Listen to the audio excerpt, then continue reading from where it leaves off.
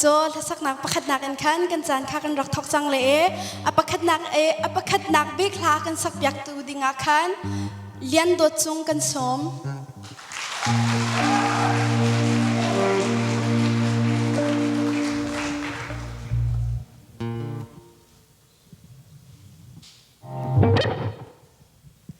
จังฟัดเองขันนักสักดิ้งมีข้านักกันชิมตาของเขามาใจหลาดนักสักละเตมีtu jang kasak nang mi chu ka thlarau e tha tu ti mi ka sala a battery daมันช่างtu jang kasak mi chu ka thlarau e tha tu ti mi ka salaใจรองอันดามาลาเห็นอาทิมจะมีข้านักกันชิมของเขามาhi vlai tak sa kan nun chung pau he chu zem tu ka harna kan to mi lom na ta mi jong he chan tu ten si ko e pathian sin tu kin nangam nak ta tak la din nak ta tak chu kan thrau he kan thrau kan pet le nak se ko e maka ka thrau e tha tu ti mi ka ka thim nak chu se จนนักคริฟาบุมินข้าจังฟัดเองนักกันชิมของเขามา GCBC นกระ GCBC จังฟัดเอง GCBC นั่นออกมาจนทั้งพิคันเป็นเอาเปียกเต่าละ GCBC กันนี่ล้มบังปาร์แปกนักกันสิเซท่าจังแปกนักบ่มเจียนเฮาสิที่ข้ากันสมนะ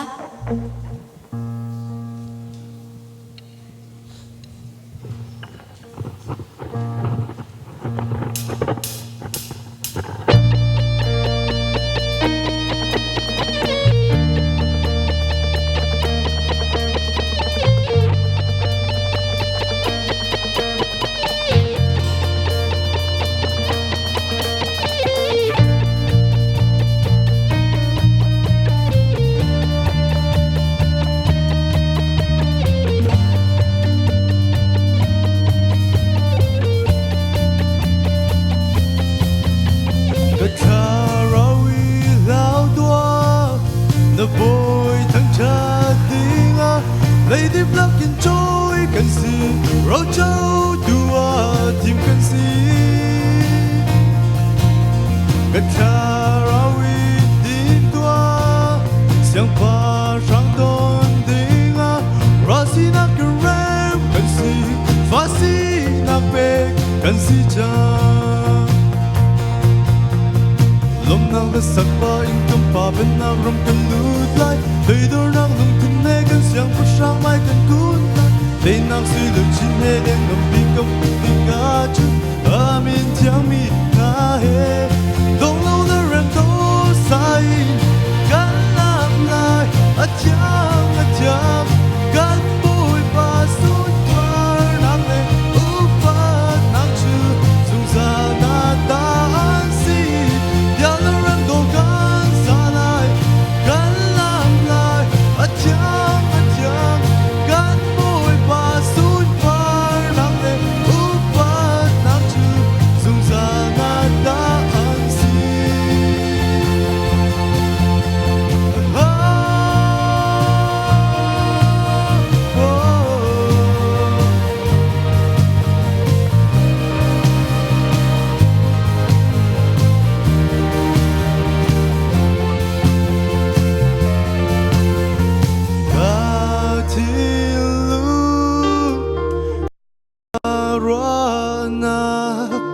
lôm tua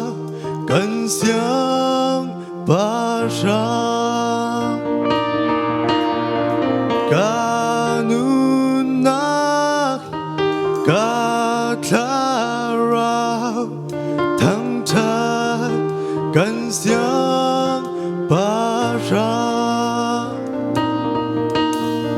ca thiên lu ca roa na lôm tua cần xiang ba sang ca nun na ca roa na thăng cha cần xiang ba sang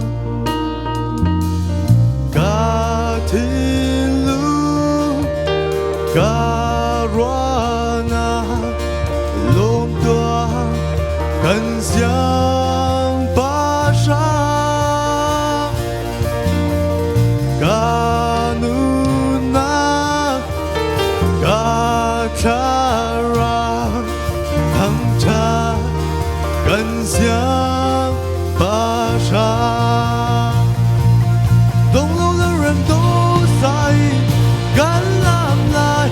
chang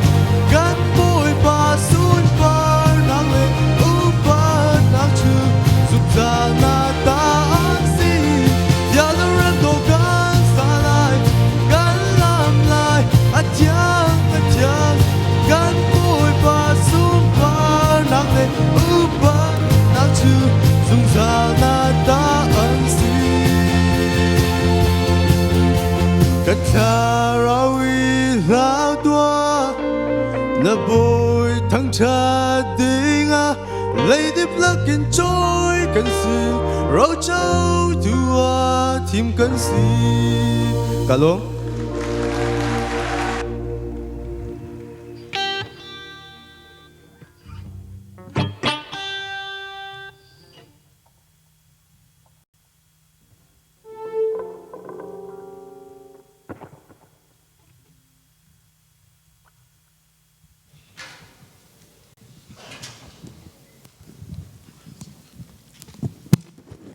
ลากันสักเปียกตูจงอาลงลำหนักตำปีกันไงเป็นหินาวจงและสักอินกันรักเบรีก็เลย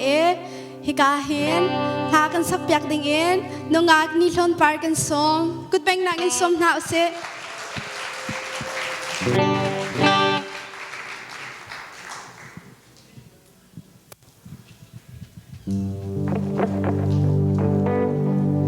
จังฟ้าเดนลานักกันสักเปียกดิงนักกันชิมตาคงฮะมั้งสักดิ่งไม่มีจุดก็หันจังตัวเสีย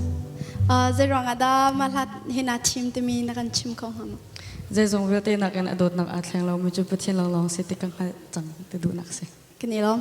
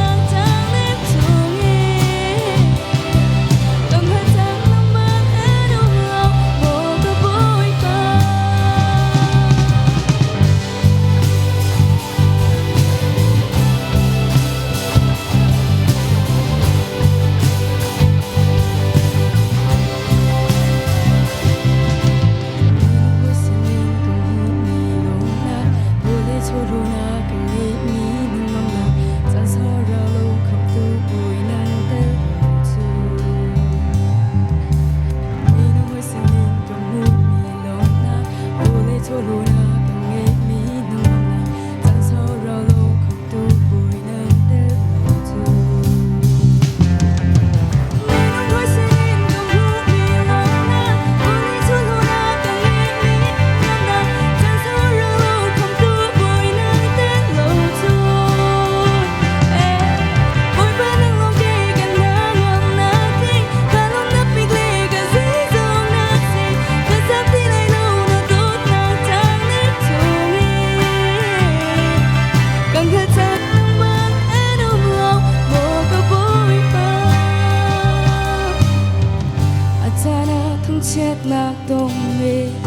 Atana tau tu zong tong en Atana zatlak na tong kong hen ni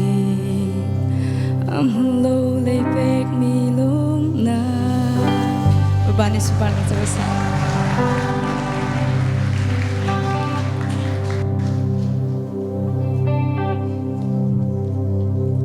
ni thon par chunga lunglom nak tam pi kan nge atu jong la sak nang kam peri le MBC kan ma MBC mi Baptist Chim Baptist Church la no ma jang fa ten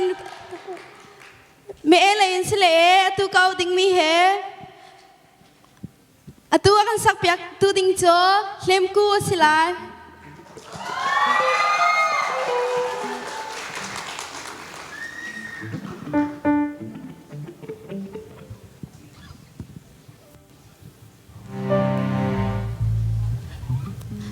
hiban tuken tu zana chan chana kan pek cha kan ilom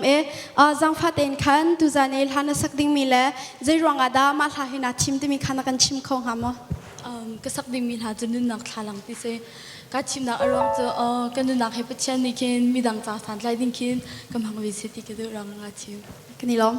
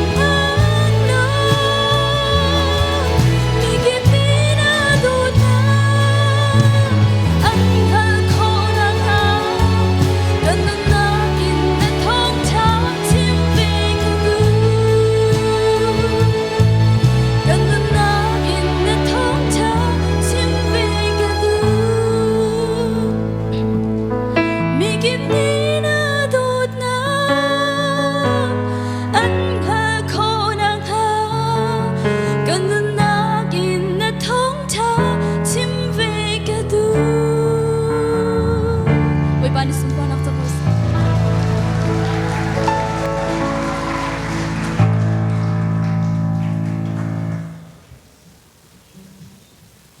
Thêm cụ chúng ta lung lom nạc tâm pi kinh nghe, tu là sắc kinh something mi cho, cùng thông thì lấy cùng thấy quả, Dallas Idol akan ngap yak mi se, cùng thông thì lấy cùng thấy quả, Dallas Idol akan ngap yak mi cho, how đã se, cái thầy lâu anh chỉ mi how đã phiang lâu ngày how Xiao xuân cùng thông thì lấy cùng thấy quả, cầm Dallas Idol akan ngap yak tu xuân. Kama Dallas ION siwe ozonga lasak akan zom piak tu ding se ni din par kut peng nak in som thau se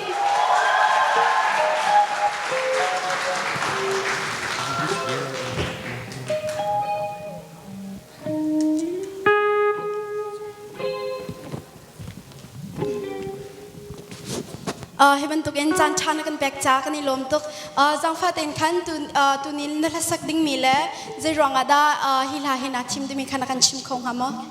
Tuni ka sakding mi chu Jisu dot nak ti slai malha ke thim nak arong chu malha ni alang tar mi chu Jisu Christ dot nak lenge thiam nak kha alang tar cha malha he kar thim nak ase kan ilom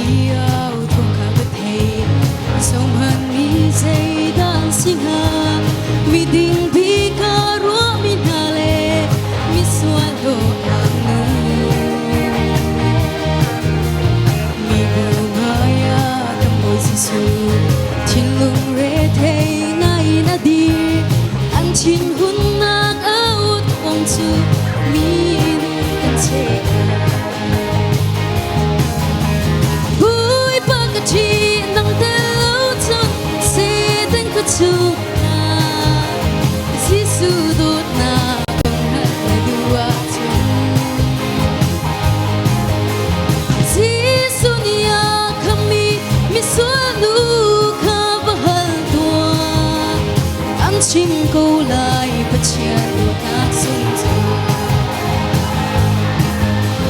anh hãy lên sốt đua đốt na kín na khất mi bôi ba mi nu lung yên cắn chép lại mồ nắng ni cắn chim tua xuân tua bello mi đi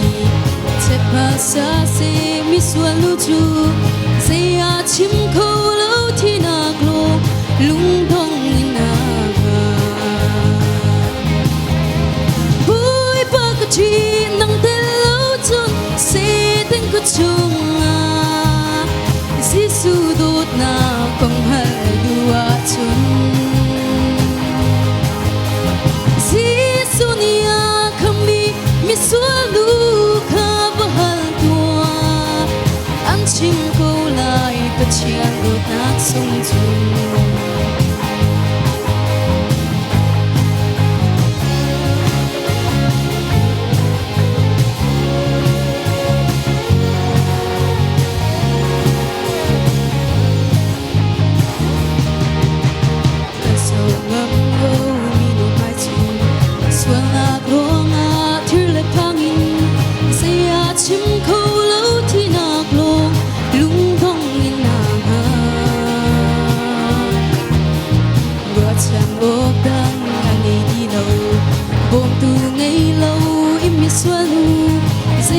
chim câu lâu thì nạc lô lung thong in naga mi du nak suai ta mi ke hi boi pa na maya ka dir ve se den ku thi nak chi nung in mi sual bi ke hi boi pa na ka do shin shin cha ka chi ding cha nang na thi chang kan chăm câu lại lâu kan nun chung vui ba na đốt na vui ba cái chi nang tên lâu chôn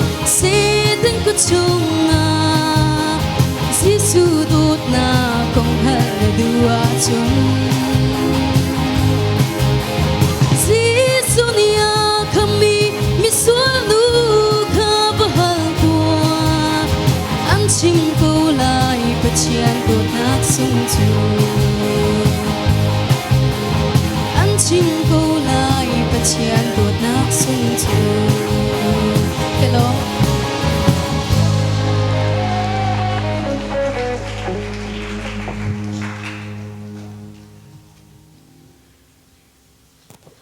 ni din sunga lom nak tampi kan ngaiอันนี้เฮกุมทองกระชิมจังบังคันสิไว้เอาจังอาจุลายากันมาดัลลัสไอโอเอ็นถ้าสักอากันซอมเปียกดิ่งเสถ้าจังตั้มปีเป็นหาเสที่จังขาวันซอมกันดุนหาอตุโจบิชิมดิ่งเงินคันคอลเลียนกันไงมีขากันซอมเลยพาสเตอร์เราสังปุยาขามาเลยจันลาดิ่งกันอินซอม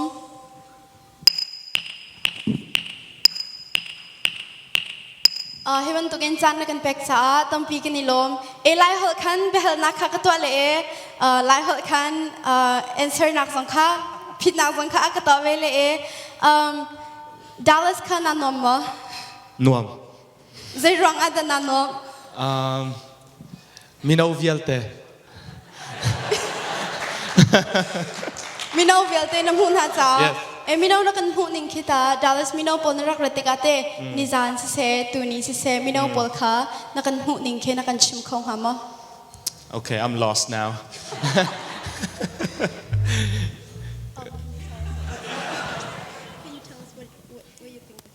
Oh, yes, the youth. I think the young people are awesome here.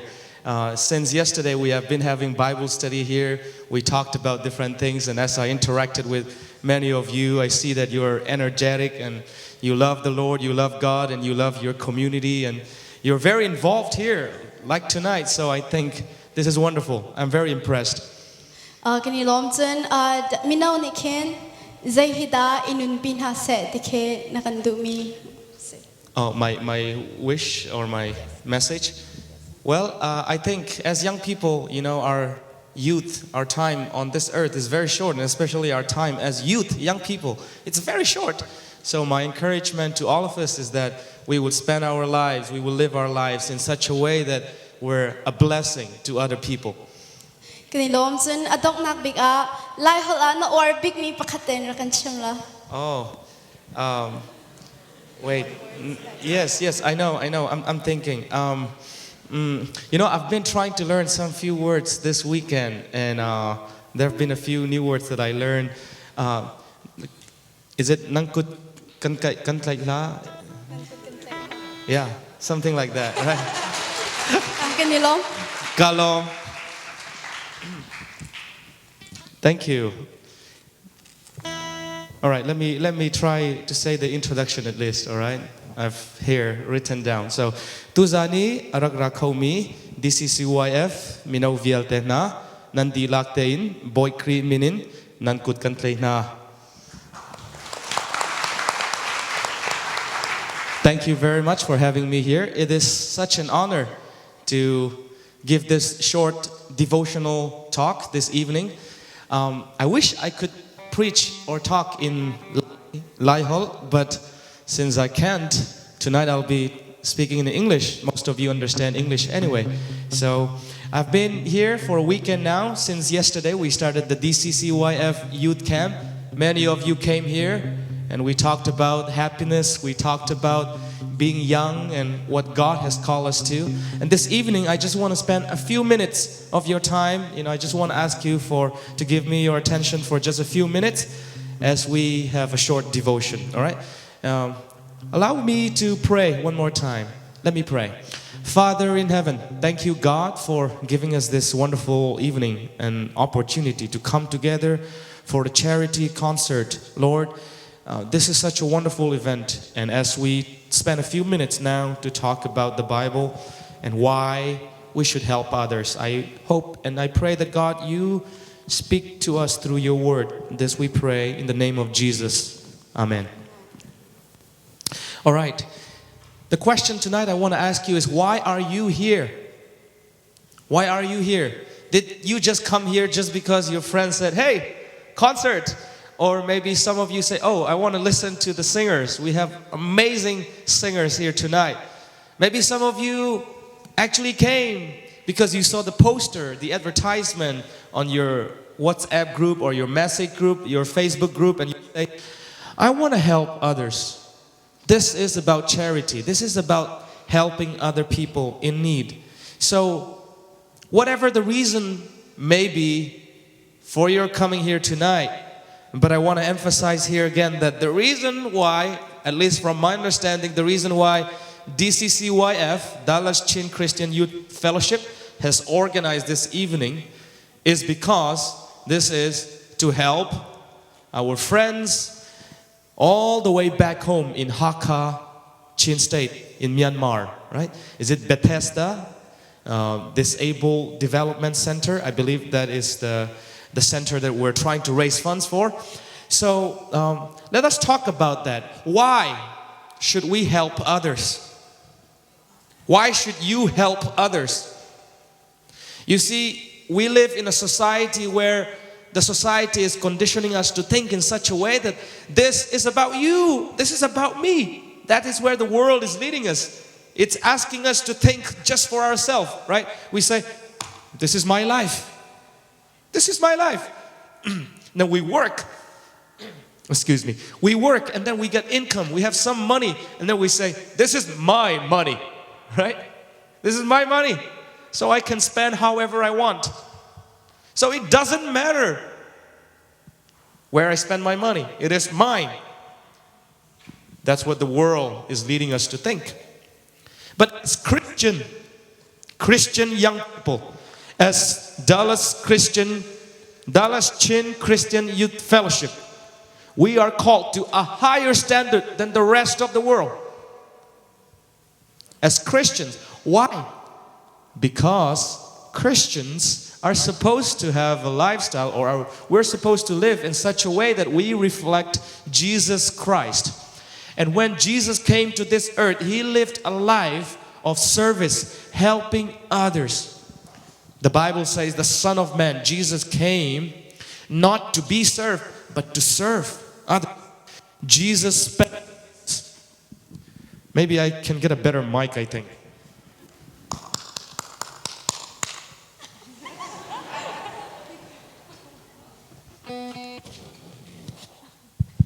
Thank you. That was the great support. I appreciate that. All right. Praise God. All right. Let me continue. Jesus spent His whole life helping others. So, and as His followers, we are to learn from Him. And so the question tonight is there any benefit for us in helping others? And the answer is this: yes, there is. You see, back in 2008, there was a survey or a study done by the University of British Columbia and also from Harvard Business School, where they asked more than 630 Americans, and they asked them about their income, their monthly income, and their monthly spending, and how much they contribute to charity, how much they spend their money to help others. And guess what they found was very interesting.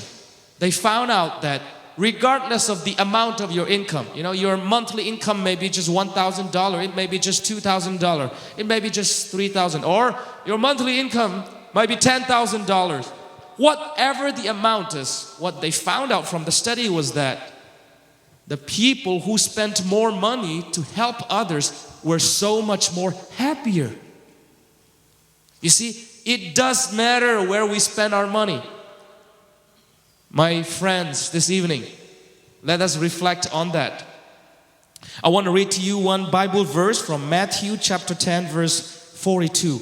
Matthew chapter 10, verse 42. If you have your Bible, go with me there. And Jesus said, "And whoever gives one of these little ones only a cup of cold water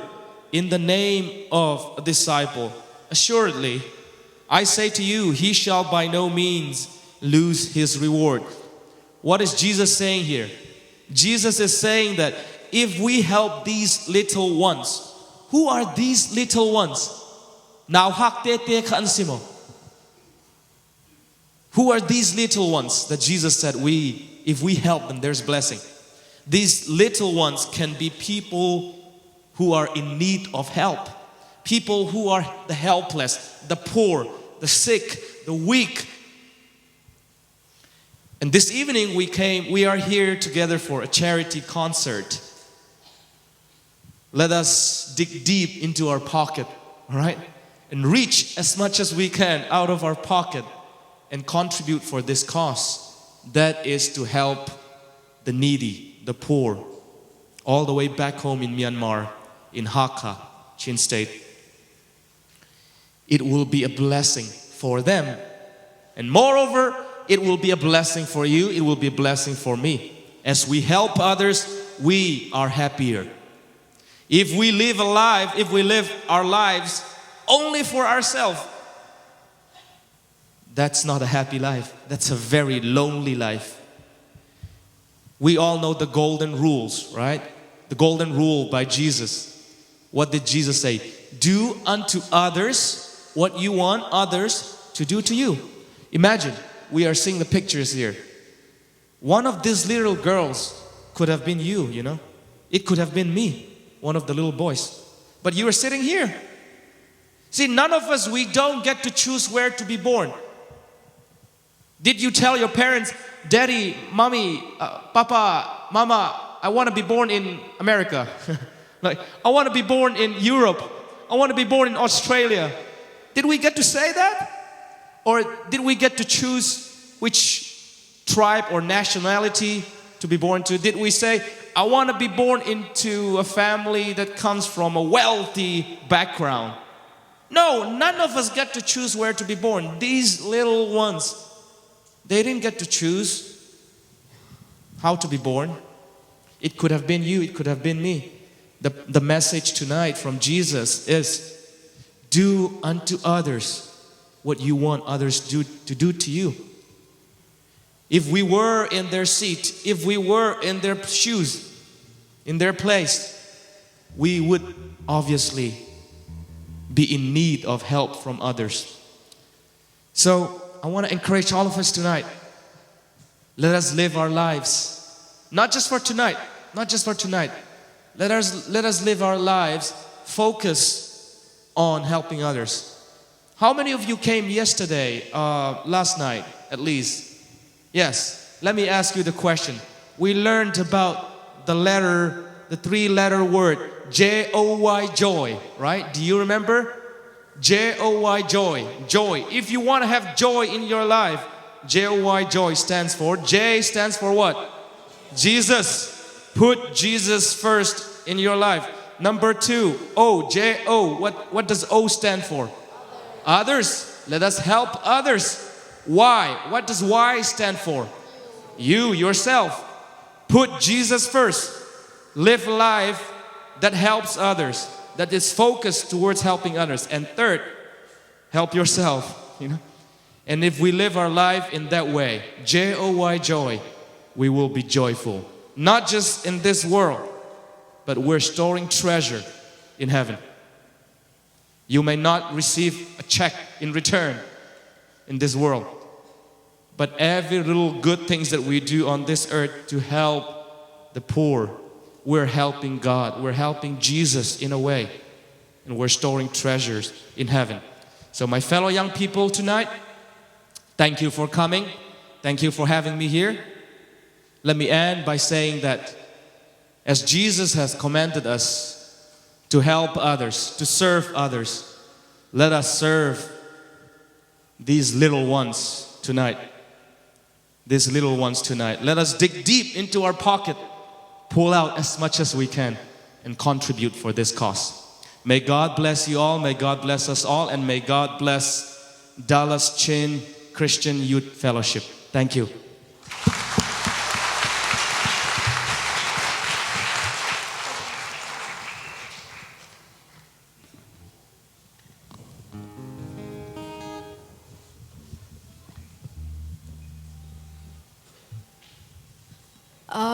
จันอากันหลักเปียกตู้ pastor สังปุยาสงาลงน้ำหนักตำปีกันไง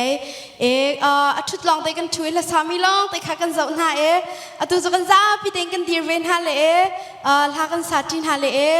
จังฟ้าเต็น praise and worship team ค่ะอำไฮเลยจันรักลาดิ่งกันสมนะ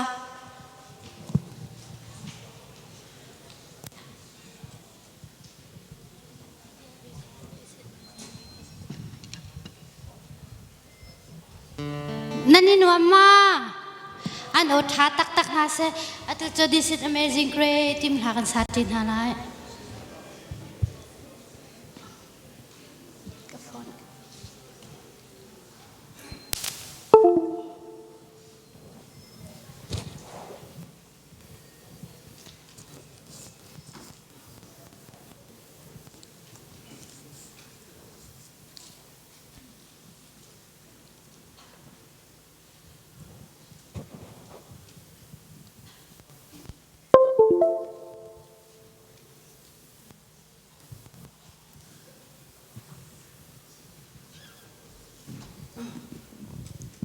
กันวันนี้มันเดาเรื่องเราบอยป้าทำบอยป้าทำใจติดใจอาชาติ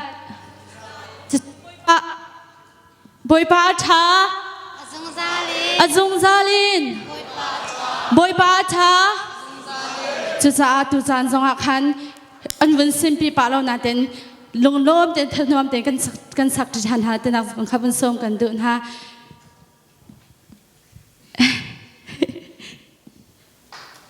สินปีรีว่าแล้ว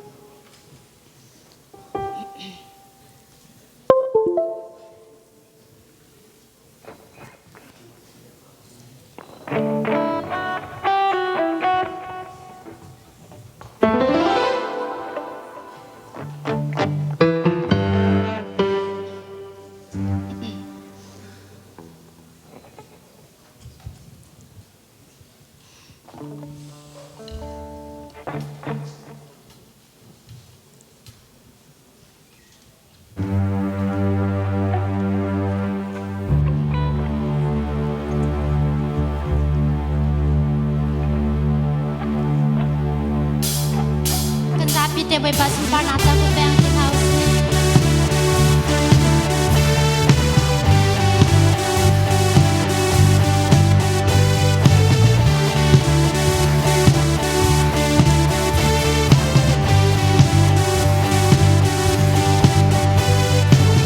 Who breaks the powers of sin and darkness, whose love is mighty and so much stronger, the King of glory, the King of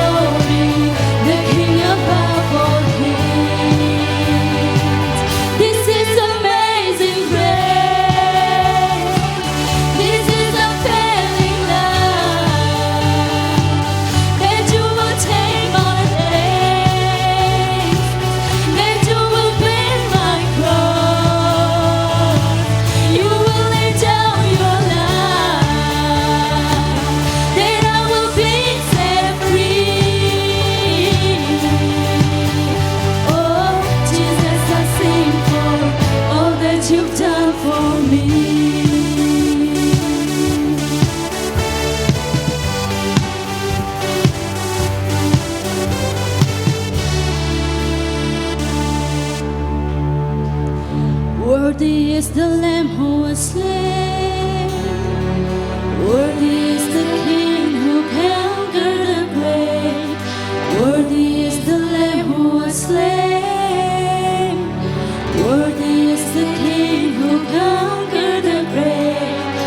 Worthy is the Lamb who was slain. Worthy is the King who conquered the grave. Worthy is the Lamb who was slain. Worthy, worthy, worthy. Oh, this is amazing grace. This is a thrilling love, that you will take my place, that you will bear my cross. You will lay down your life,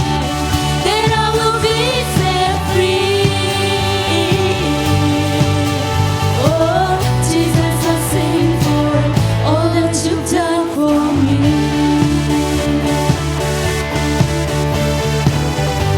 Di lang ko'y pasimpar na kan kumpir.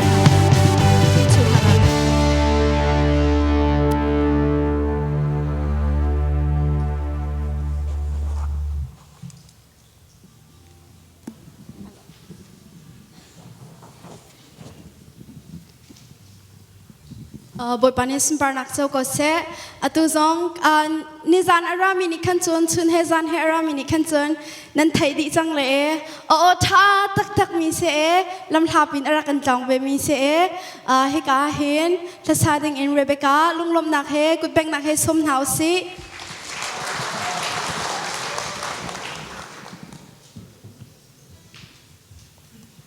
Zang faten kan thana team mi le zerong adana team ti mi kan kan chim khong hama In Zavairam is severin to Beva Kulet. Zanina la karan saktur he savla nidona. And I guess I should just speak in English. The song that I chose, I think, applies to a lot of us in this life that we walk in. Nothing is ever too easy. There's always going to be trials and tribulations and hard places that we walk through. But there's a promise in this song because God says that He's here with us. So all we have to do is to say, even when it hurts, even when it's hard, even when it all just falls apart, I will run to you, Lord. Kini lom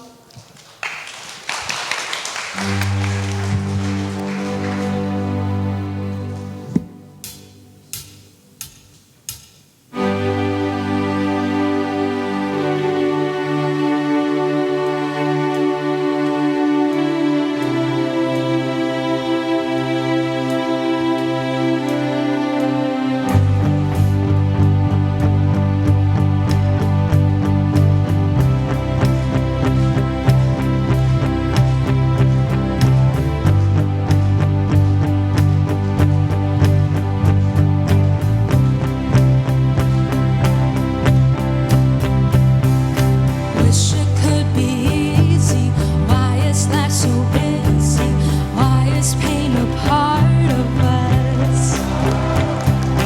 There are days I feel like nothing ever goes right. Sometimes it just hurts too much. But you're here, you're real. I know I can trust you. Even when it hurts, even when it's hard, even when it all just falls apart, I will run to you, 'cause I know that you are lover of my soul, healer of my scars. You steady my heart, you steady my heart. I'm not gonna worry. I know that you've got me right inside the palm of your hands. Each and every moment, what's good and what gets broken happens just the way you plan. And you're here, you're real. I know I can trust you.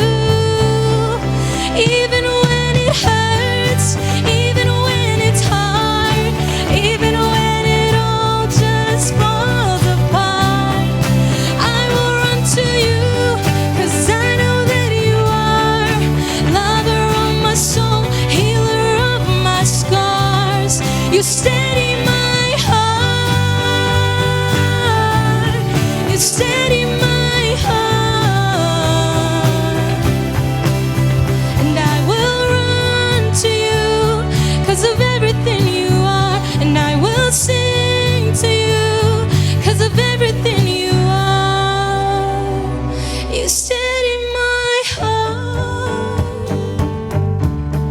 You steady my heart, even when it hurts, even when it's hard, even when it all just falls apart. I will run to you, 'cause I know that you are lover of my soul, healer of my scars. You steady my heart, you steady my heart. I'm not gonna worry, 'cause I know that you've got me right inside the palm of your hands. Alpan ropin at sang rose.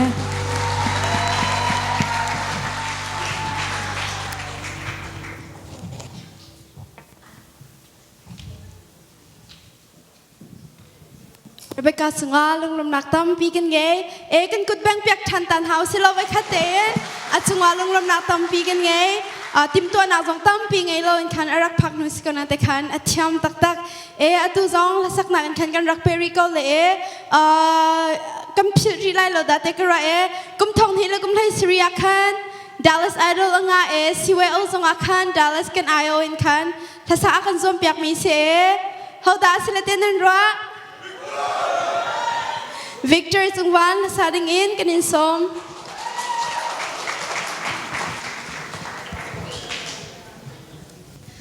Zang fat in kan nasak ding mi khana kan chim khong hama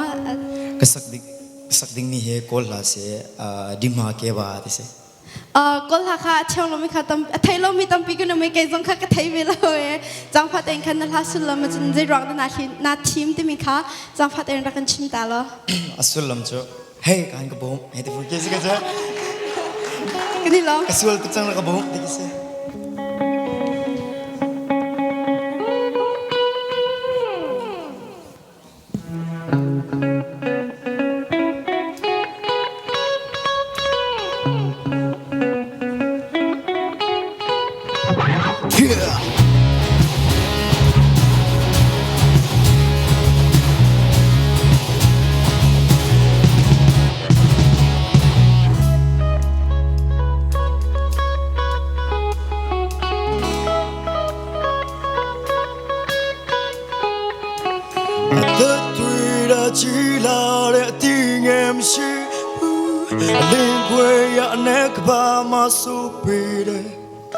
Adira barkuma meshira amam mane du lokite Yasura shiba le tipe me le na tauna ne ba le amien lo Alingwe ya nekba maso be my me ye change nga yo si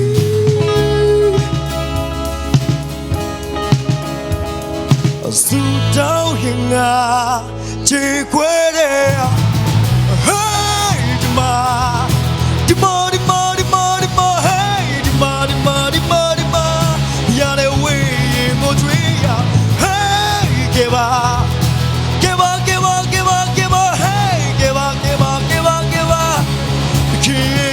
do yeah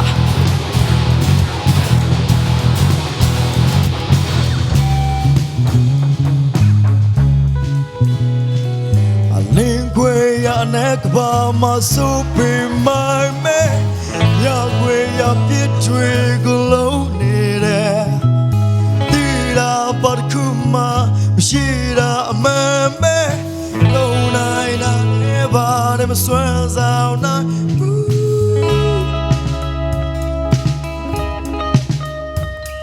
Su dao hinga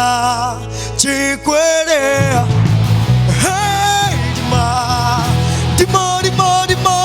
hey dima ya le we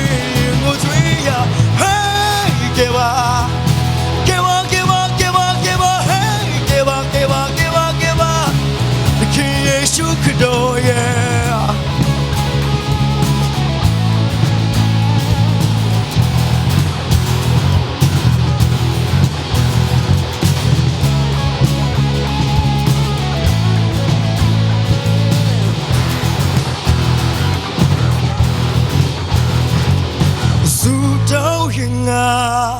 chỉ quê đê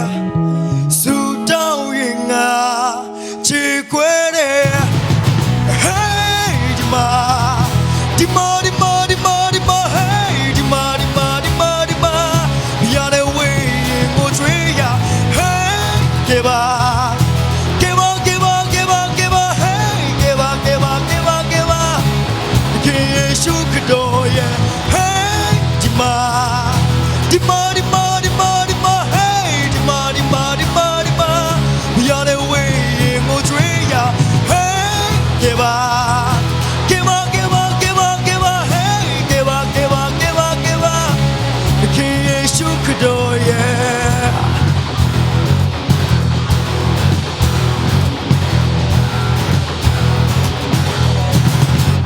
Berbuat sempurna sebesar.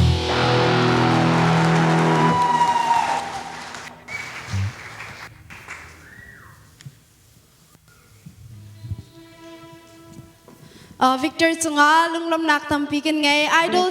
te shim hian raksikau acham tak tak ek an saklana khan an hulaya khan zail hada saknek ta khan kate dim habat khan ante keni khan dim haka ba ta khan kra e sia jun kahin kan lam lati nak ma ta khan kate na e arak man pa ve ko khatlai jun atha kha atha tu ke thusi so thiam ka silo tompal te khate chol pa hawe atha tak tak Victor chunga kan ilom e tasakna an kan rak peri le Benjamin le hika hen Jenny la sading in kan somna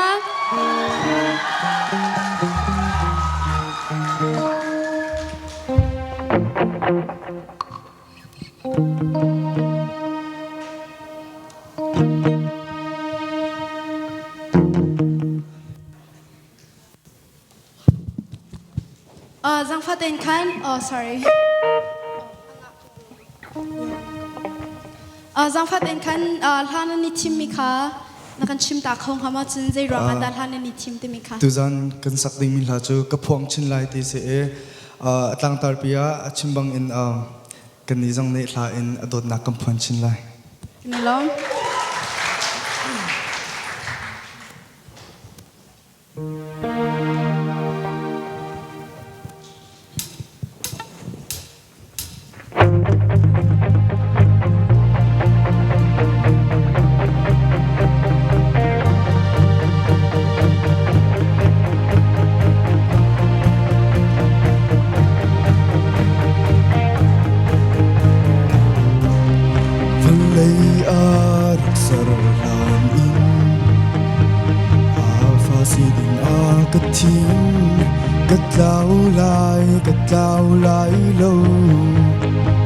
Aku chung him te in ka thi nak chung in akatan tu sen in chok ni ka si asung loi big mi dot na ta pon chin lai adot nak chu ban thiam kham na mo la si mi bot nak mong tha dai te in ka chu tiếng in cây cha ở tuổi dù đốt nát thế chân chân khâu tu dày một cùng lâu sao in có lấy lâu có cuốn chín lá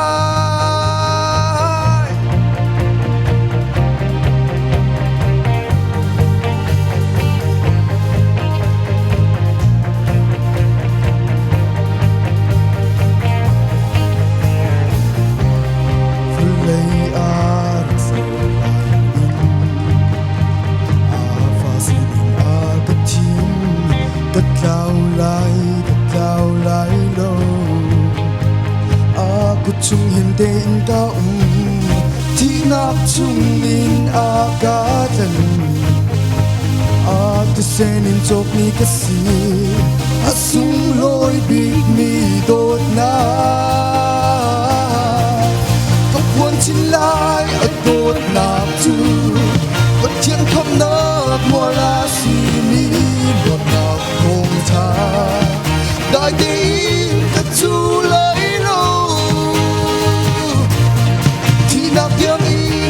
cha tuổi chú đốt nát thế chung chân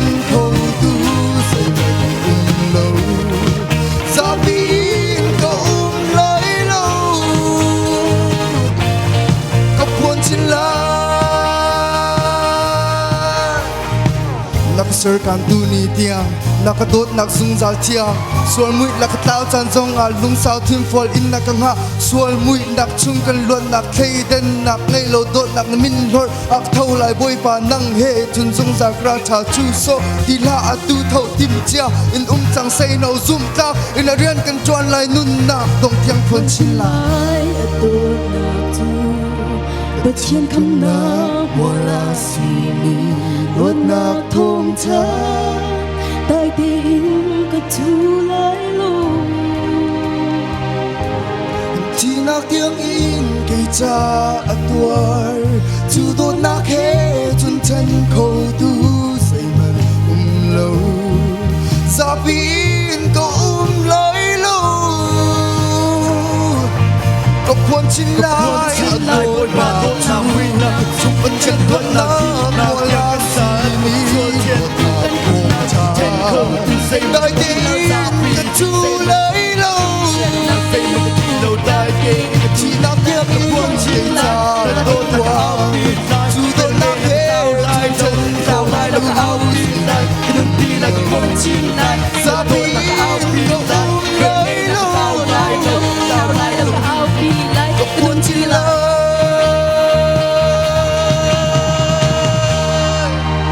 thank you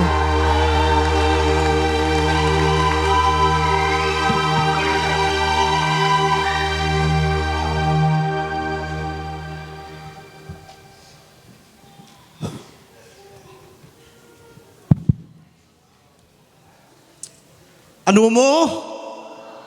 Anum na teacher ko. Alright, kay kalay holsem ka. Amin.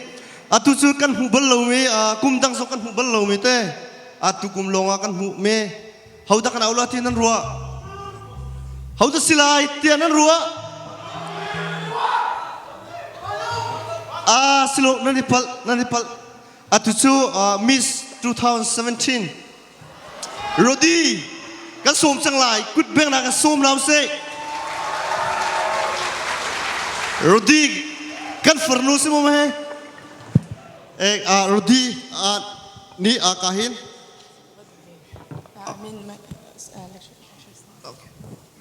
Rodi ni tu su lung lop nak mo achim te tak chang lai arong se ni zan se nan tlom do ti ka khan ti bak chim chang lai Rodi ni bitak ten chim chang lai arong suni zan khat su sai ka tinga al kra kholu na kan umpa cha khan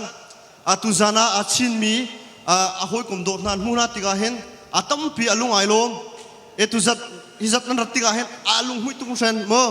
avan chim te la atua Rodi ni akut lai nak bentuk bi avan chim lai avan chim di tiga khan hla jong van sabe te la pang par kha sikho to kan pin pe ko ni jom te na lai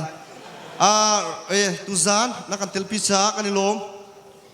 nang mani tin ka try tiang in lo soila chun karon letling don nia the last Texas ummi lai mi minovia te na lunglom teng kut kan tlai na se lunglom tenu kut kan tlai na Dallas minovil te na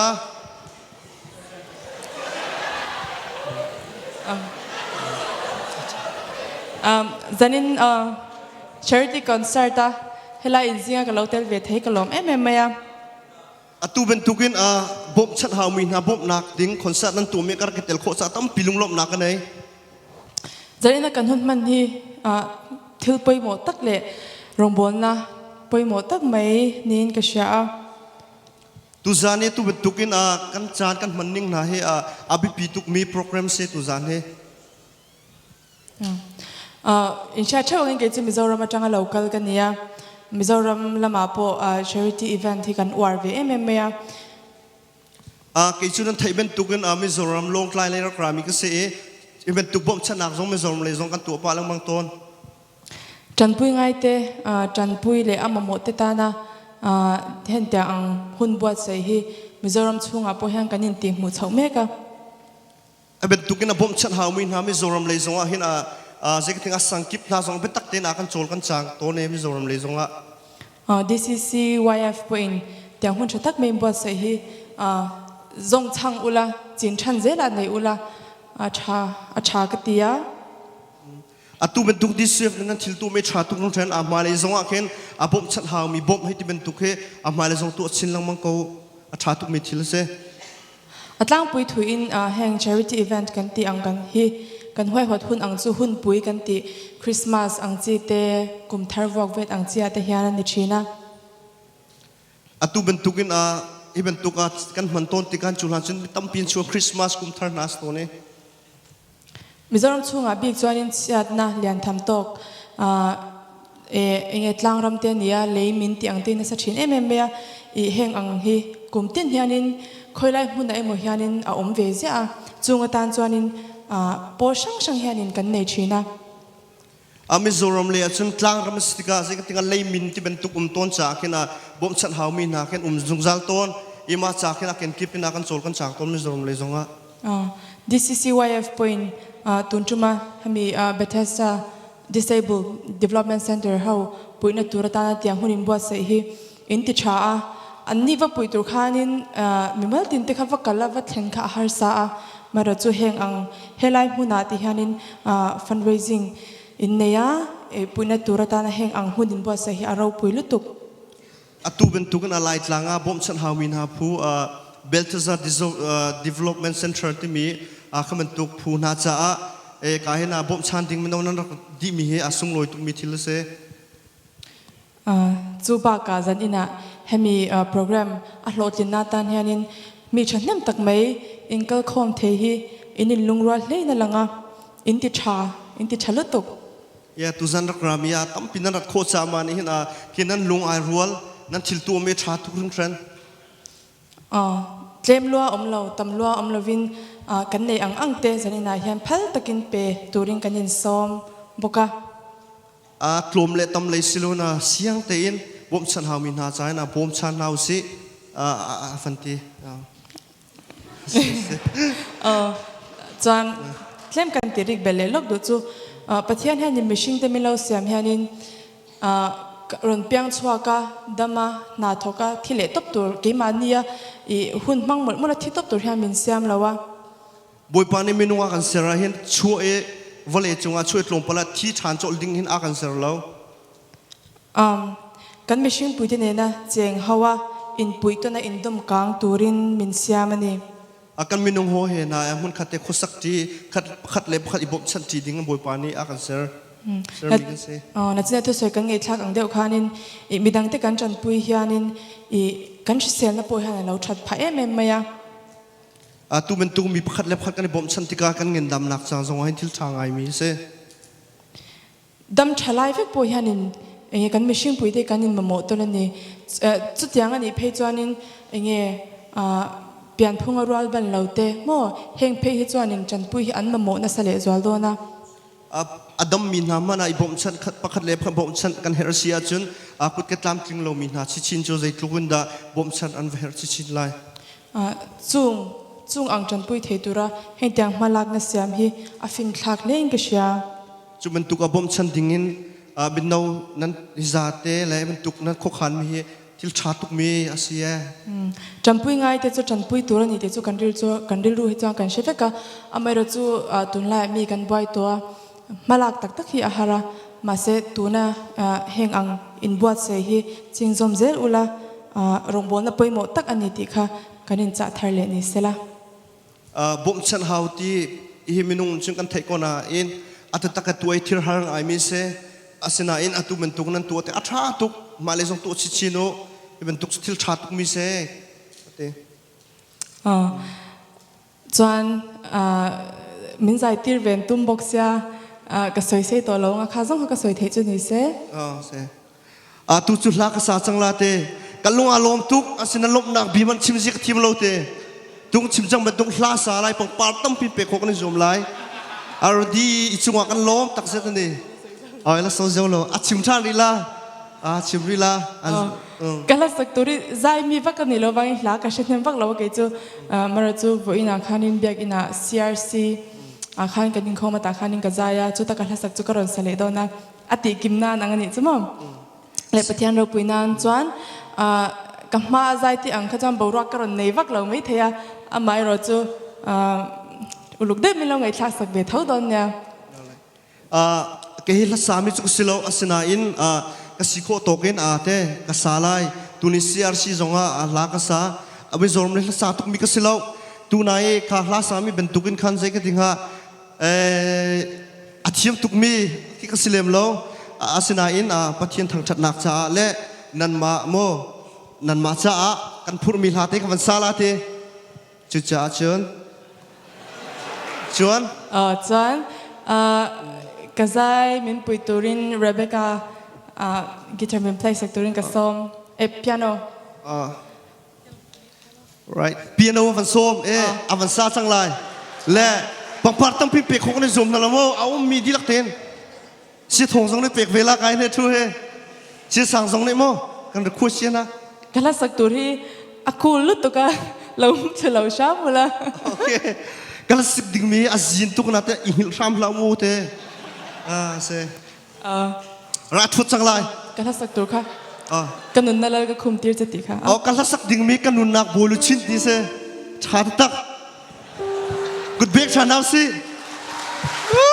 Rudy can long okay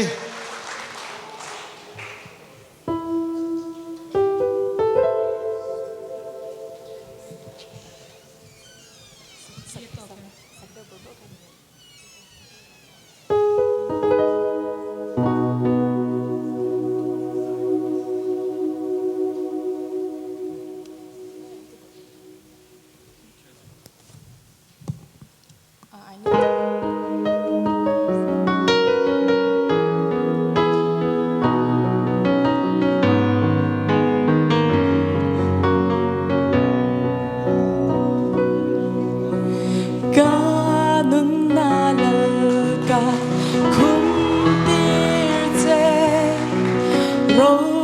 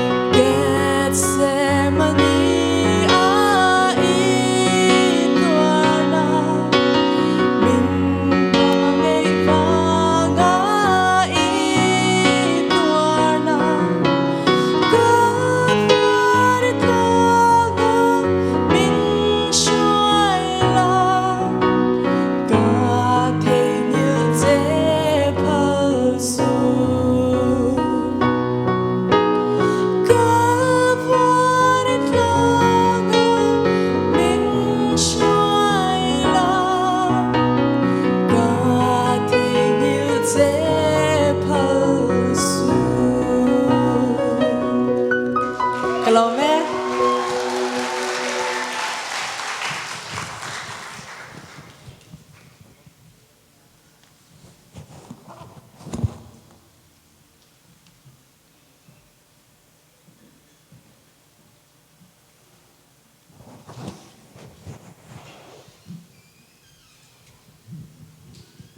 uro di chunga khan lunglom nak tampi kan ngai amani khan chon lasak lai he cho kacham tuk mi asilo atina khan atha tak tak emis azom leo zonga khan talent show on to khan hla sae pakhat na kha talent na khan acham big mi lak song kha nga mi se amani chun kacham lo ta ro ko na te khan keni so acham taking ka rai in kha room kha adai di zyada sanga adai ding ha ka te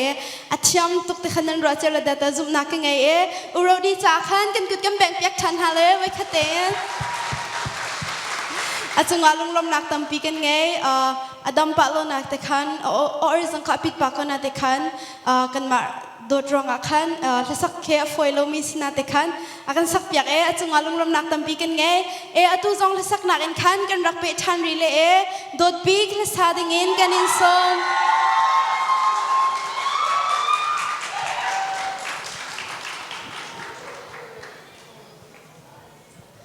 zang faten khan thana thim mi le zirong ada ma tha hina thim de mi khana kan chim khong hama ka chimi cho chung nong biak ti se minung kan si bunto ka chan chana chun social nak tam pi kan tong chun har san nak tam pi kan tong ma chana khan pachien ya kan philo kan umpi jong za ko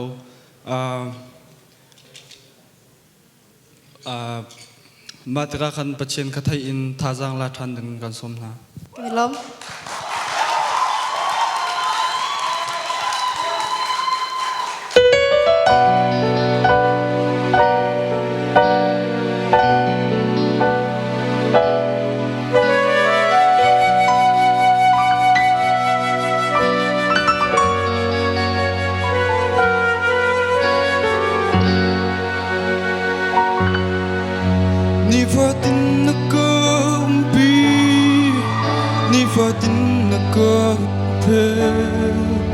ni fatin katon ikiba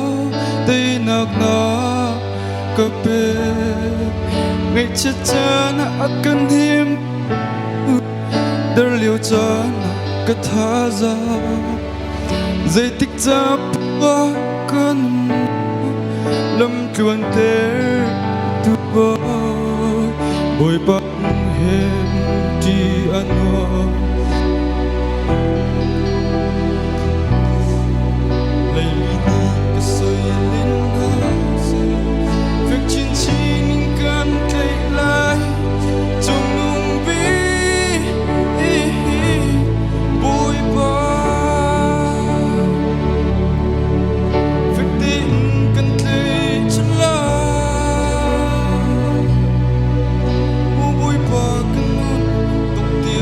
in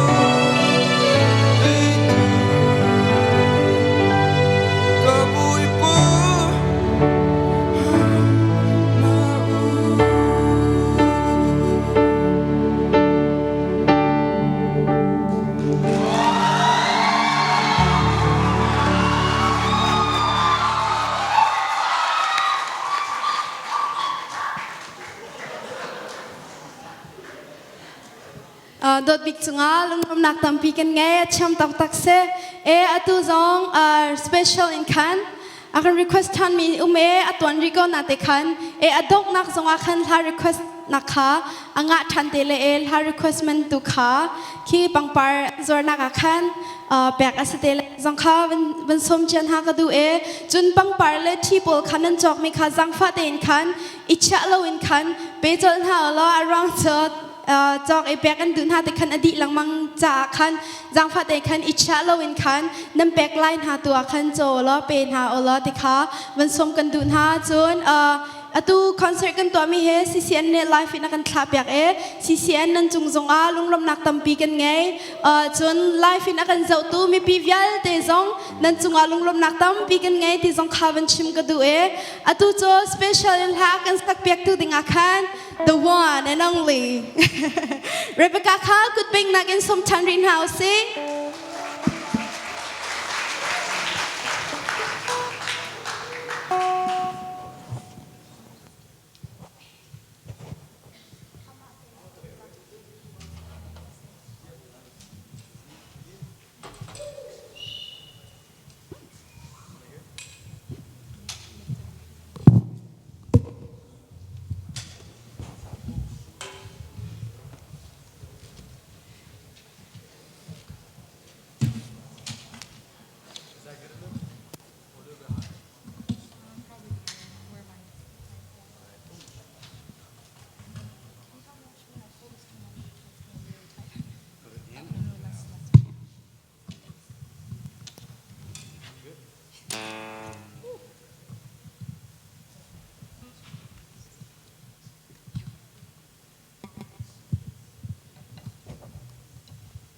In Savayan Tibedeule. The song that I'm about to sing is going to be in Mizo, and the title is called El Dorado. And just like Rodi mentioned just a second ago, I actually sang this at CRC today. And just for some of us that might not understand the heavenly language of Mizo, the words are talking about a place called El Dorado where there's gold and silver and all the precious things that people could be wanting. And people travel to this location just to get those material things. And many people lose their lives over it. It's just a fairy tale. But for us, we have a different land of El Dorado that we're reaching towards. And so this song is talking about, without God, I am not complete. And so this is a song of asking God and just telling him that you miss him so much and that you want him back. Is it on?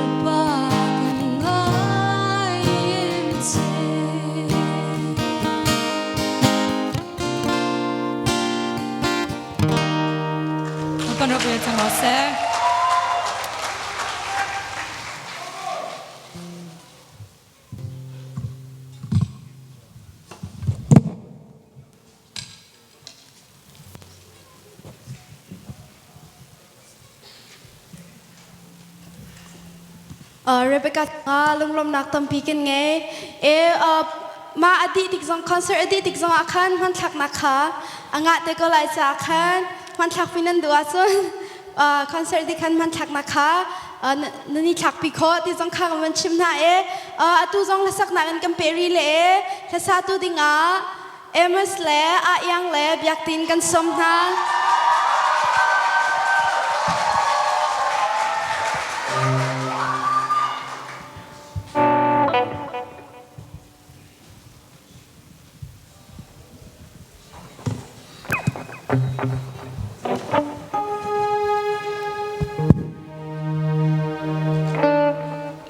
ให้เป็นตุกอินเลสาดิงอินจันนักกันแบกจ้าตั้มปีลุงลมนักกันไงจังฟ้าเต็นคันท่านิชิมมีเล่ใจรองอาดามาท่านิชิมที่มีเฮนักกันชิมคงหามะท่ากันนิชิมีมินจะสารตุเลียนยันเสสารตุสีนักและเลียนยันนักค่ะทั้งชนะค่ะสิรองกันนิชิมีเสนี่ลม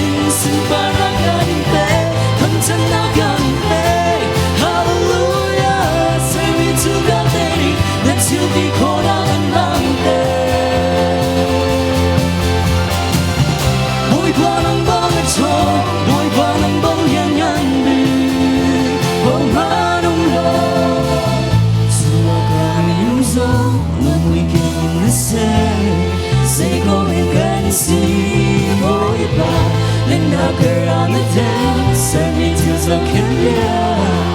knock and beg. No me di lak in sung bar na kanim beg, thong chen na kanim beg. Hallelujah, serve me to build any, let's you di kora and long day. No me di lak in sung bar na kanim beg, thong chen na kanim beg. Hallelujah, serve me to build any, let's you di kora and long day. Ôi ba nang bang a cho, ôi ba nang bang yan yan đi. Ôi ba nang bang a cho, ôi ba nang bang yan yan đi. Oh man oh Lord, oh oh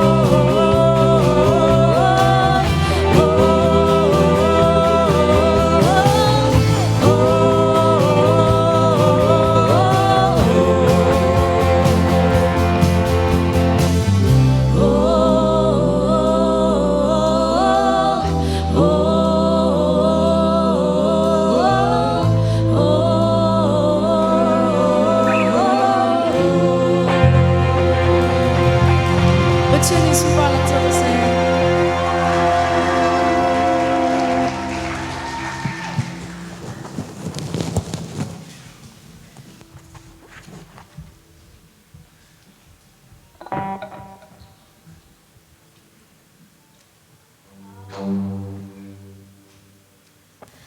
Yang le biak tin le emas chunga lunglom nak tampi kan ngai kahe music atum tu pol he ke maman tuk nanan sian hu le tuk nan chuda chinam hu khomin halalowe hoda asi timi kha thaiter nak wan to ta le kahe piano akan tum piak tu kha James ise John lead akan tum piak tu Peter John second lead akan tum piak tu kha hangma John amui ngai kinam hu comment la drama kan tum piak tu kha pa shwai ase ka chung te khino John ka hen acoustic akan tum piak tu kha now boy John bass akan tum piak tu kha koi biak heban tok in zang hai cho in nakam bom nak chunga lunglom nak tampi kan ngai Dccyf hin atam do sound on apum chang min ni chun nan thai pa ko min la anghak chat in la sa chang mi se Dccyf concert pol zonga asaton mi se kan thai di jo min ko la tia ka ra atul ha kan sak piak tu ding cho kit kit kut bang nak hai song now se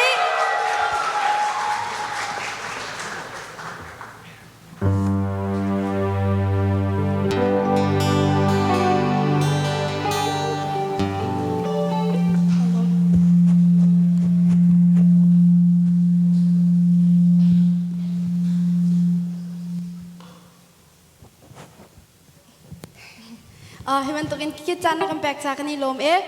tuzan lea tuzana hana kan sak pek ding mi kha atlang pina kan chimkhong hama chun zai rong ada ma thahina thim ti mi khana kan chimkhong hama amin chun nak pek tiang adu ando timi la se ke ma la ka chim nak cho nan ma theater ding kan du na mi cho atu valeni harnak tampi an pek kolainan ma harnak chungen akan nun nak pek tiang indo tu cho ama si timi kha kan chim na se kani lom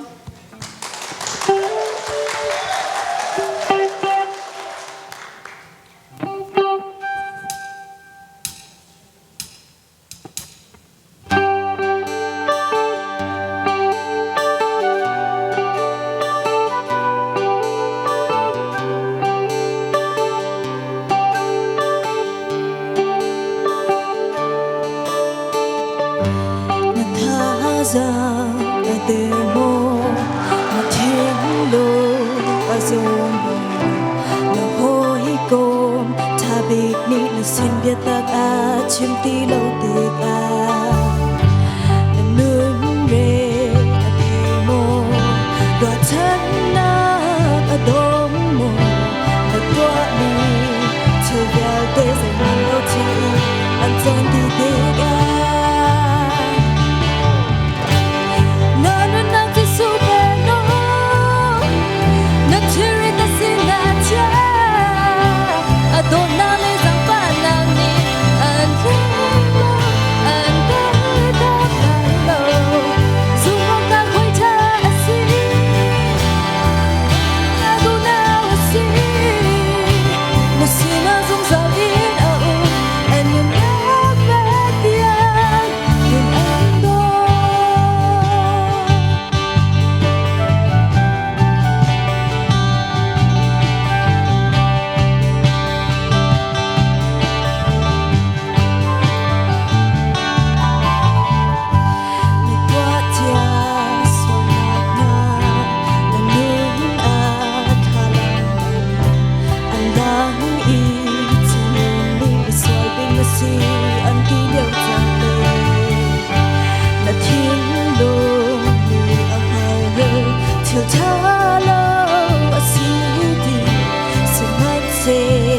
chẳng tâm bi tọa lâu tin tọa in là chân là liềm tiếng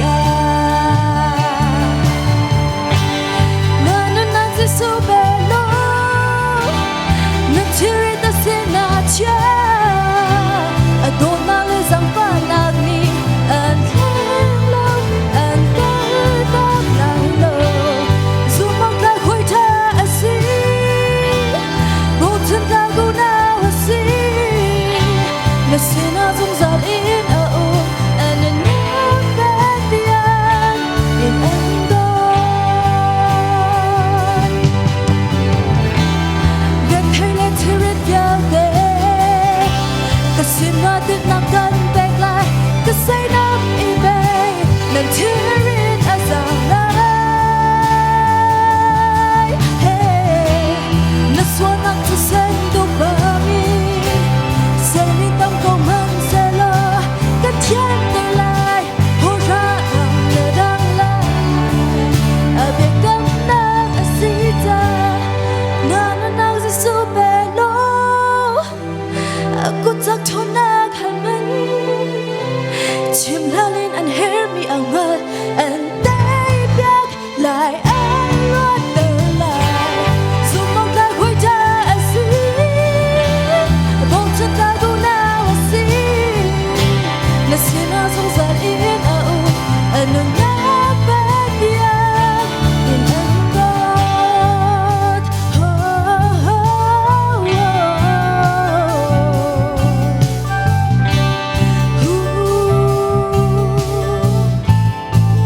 anh nhớ bé tiếng in anh đốt và chọn cho anh có sự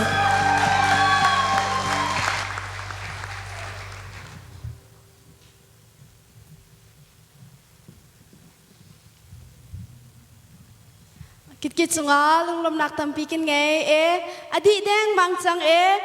pan hi de long an tang chang request nan du min ha khan chun ma hlan asa chang mi request nan du min ha nu ma khan chun jang pha ten khan aleng a khen pang par zuar na khan request kho khan nga ma ka khen jang pha ten khan nan hel nak lai kha kan nol ha chun atu jong la sak nak en kan rak peri le ha kan sak piak tu dinga tlong tin kut beng nak he som nau si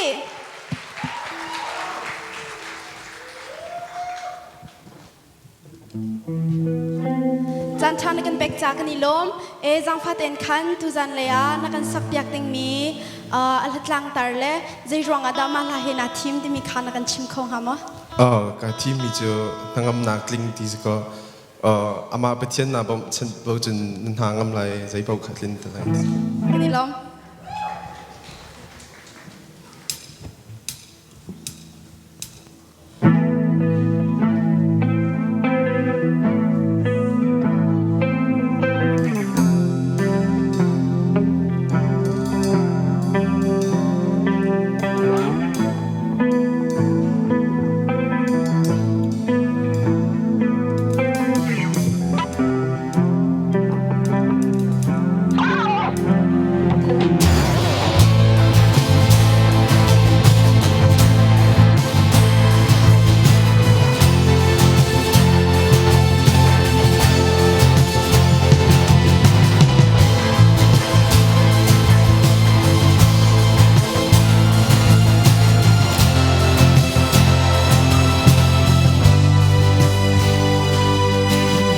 ôi ba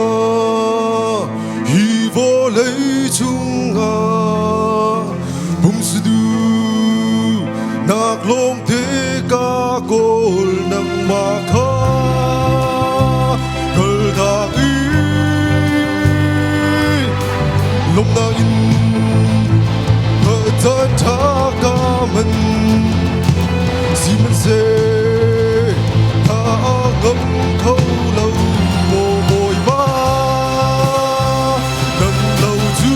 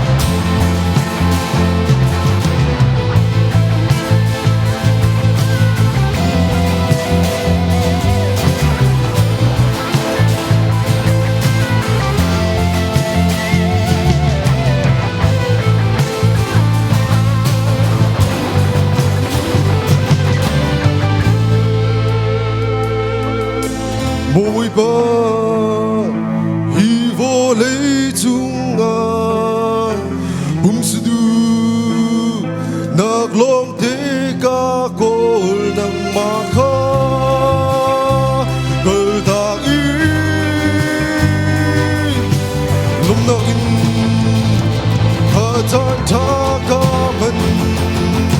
si bất sê ta ở gấm khâu lâu mồ bồi ba nâng đầu chú ô khơi a he mi xua đi mi gây gần ta đã ngâm na ca u đi ca cô tô si se cam mu lâu hi lê ya nâng ngâm na chú dây dòng xeo tu ca ôi ba xin lỗi nga na ngâm na tiếng chu a u ô quê a hen mi xua đi mi gây nên ta na ca dây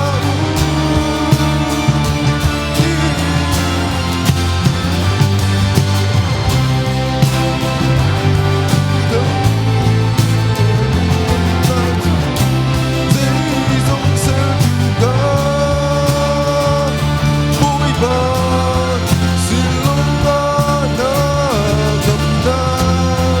tiếng chu a u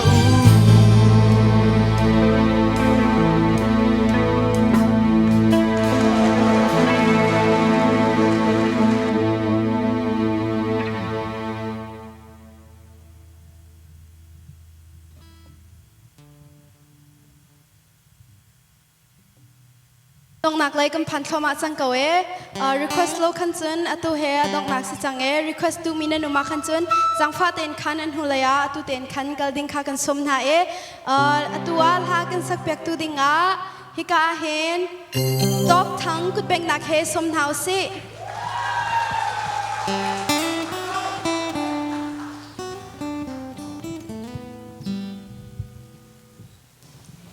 himan tu kan jan chana kan bek cha kan ilom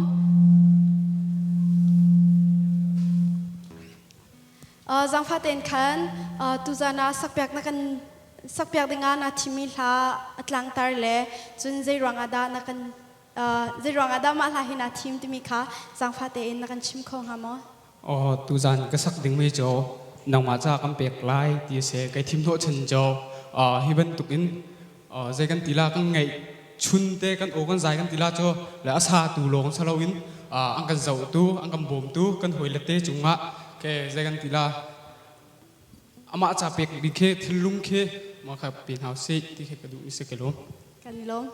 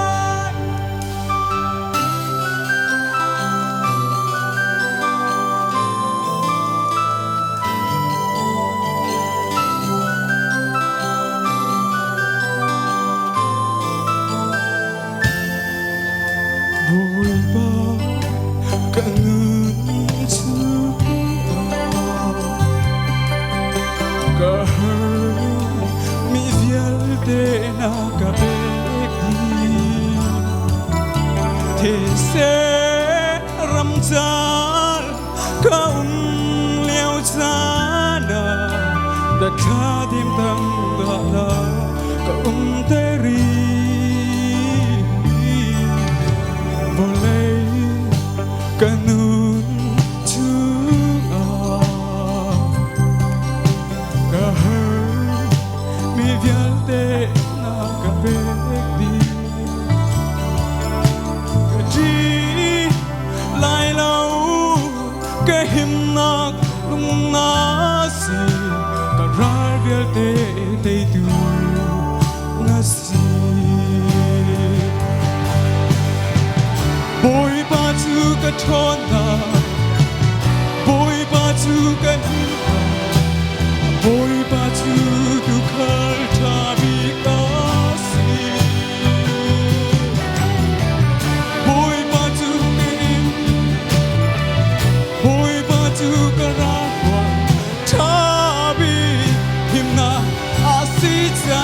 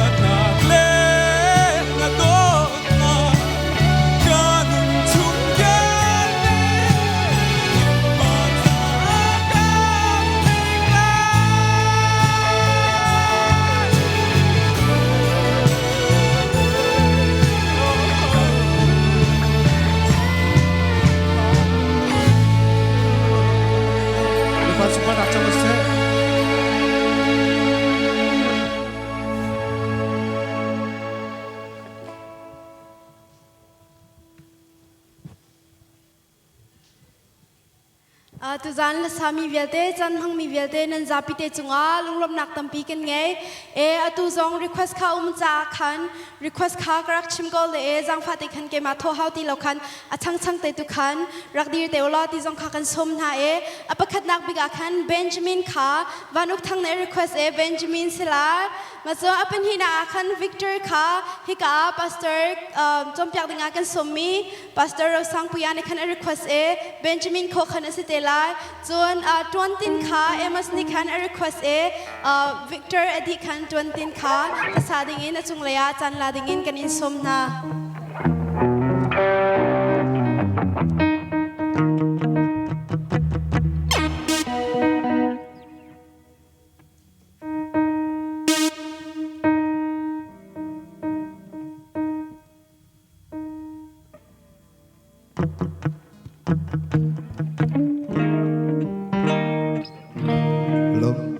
Thank you, whoever requested me.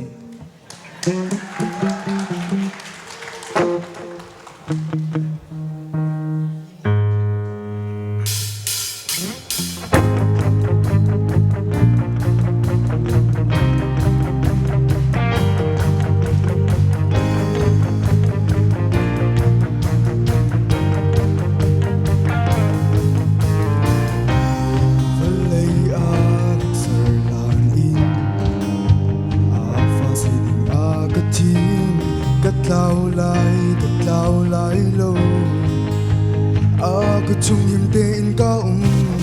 thi nak chung in akatan tu sen in jok mi ka si asung loi big mi dot na ka pun chin lai a dot nak tu ka tian phong na mo la si mi ka phong ta ka ye in ka chu lai lo chi nak tian in mi cha kwa tu do ta ke sun chen ko tu lo sa bi in ko lai lo ka pun chin lai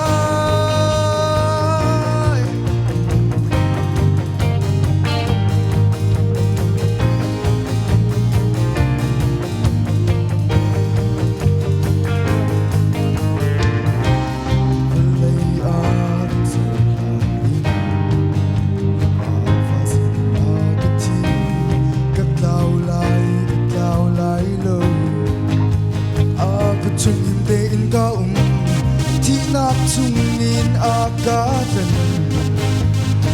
to say ni job ni kasi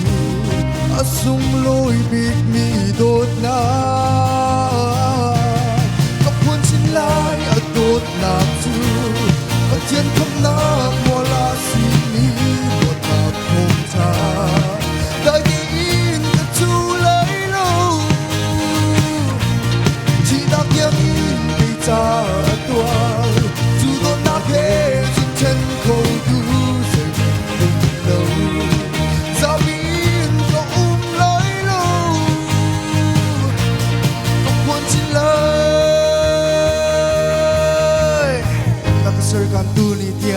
Nakadot nak sung zal tiang Sual mui nak tao chan zong a lung sao tim fall in nak nga Sual mui nak chung kan luat nak klei den nak ngay lo dot nak min lor Ak thâu lại bôi pa nang he chun zung za gra tha chung so Ki la a tu thâu tim chia in chang say no zum ta In a ren kan chon lại nun nap tok tiang kon chin la But tiang kan la si bot nak thong tha Dai ti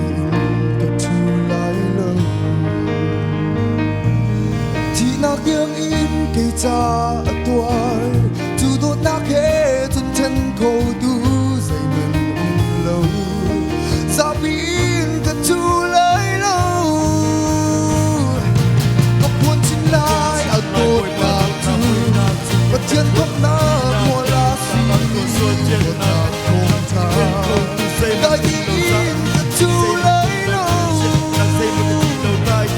Chỉ nạc tiếng in cây cha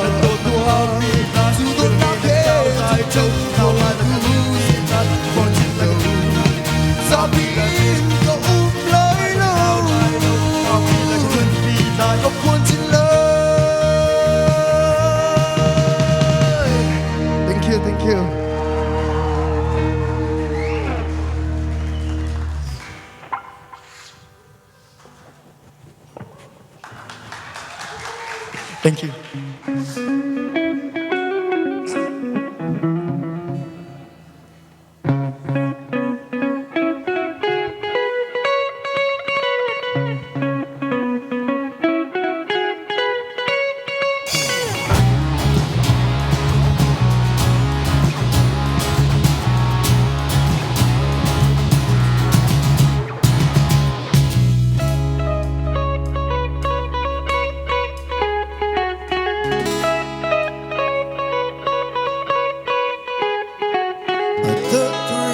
Chỉ là để tiếng em chỉ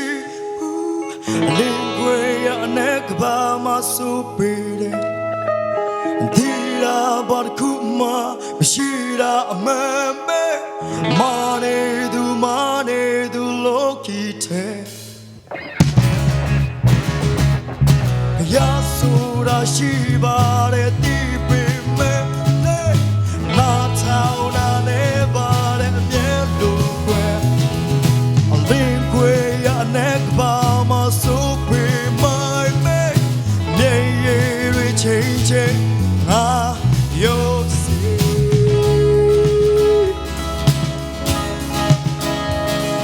su dao yin a chỉ quên để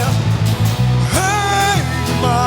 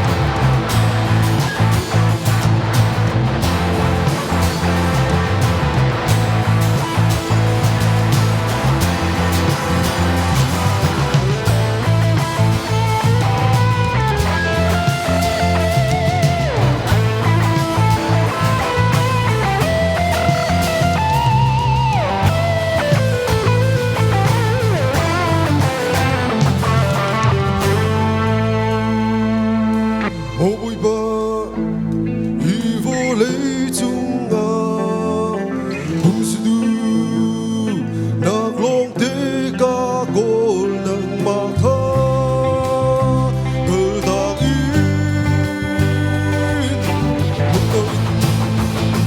thơ trái thả ca mình si một xe na ngông ngông lâu một hồi ba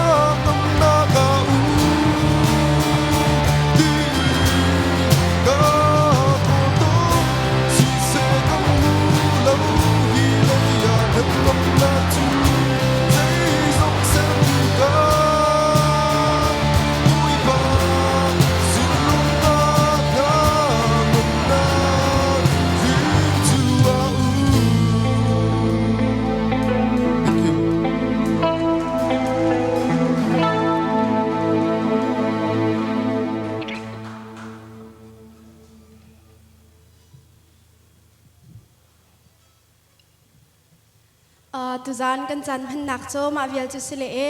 รักชวักเขามีปุ่มปากปากเจียวนั่นจุงอาลงลำนักตัมปีกันไงจุนสักเลนสิเซมิวสิกตุ้มเลนสิเซท่าจังเลนนักชวักอยากมีนันดีลักจุงอาลงลำนักตัมปีกันไงนันจวนโคลโฮลนักตัวเล็กช่างนันกายนักตัวปัจเจนชวนักเอ็นเปกอนหาเซจุนโคลเลียนกันสมีพาสเตอร์สังปุยาเลอุโรดีและเรเบคาจุงสงอาคันลงลำนักตัมปีกันไงที่สงขาวันชิมทันก็ดูจุนไลฟ์อากันทับอยากดู CCN นั่นจุงสงอาลงลำนักตัมปีกันไงจุนฮิการักโคโลมีไลฟ์อินอากันเจ้ามีนันดีลักจุงอาลงลำนักตัมปีกันไงตุโจกันดีนักสังเกตpraise and worship ลาอินกันดีลักกันดีร์ตินฮาเล praise and worship กันสันฮาเลฮิกาชาทองขจำนักอันคันกันจันกันดีเตอร์เตนฮาไล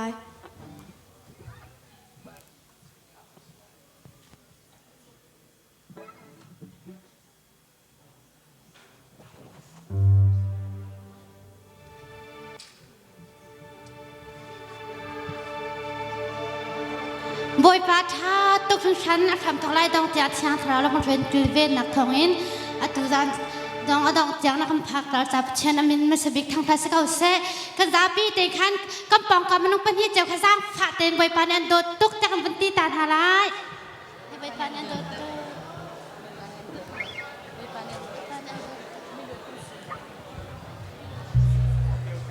บอยปาชาตุกทุกชั้น